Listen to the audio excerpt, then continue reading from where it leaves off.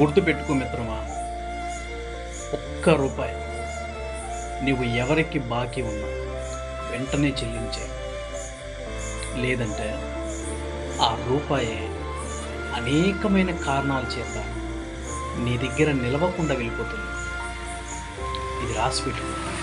మా మేడం గారు నేను చదువుకునేటువంటి దినాల్లో ఈ మాట చెప్పారు. నీది కానిది ఒక్క రూపాయి నువ్వు ఎప్పుడు కూడా నీ దగ్గర పెట్టుకోవద్దు.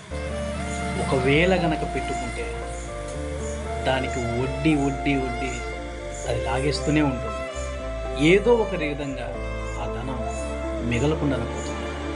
నిజమే. ఎవరైనా నీకు నీ అవసరానికి సహాయం చేసి ఉంటే వారిని తిప్పించుకోవద్దు, వారి దగ్గర తిప్పించుకోవద్దు. ఎలాగోలా ఆ ధనాన్ని ఇచ్చే ప్రయత్నమే చేయి.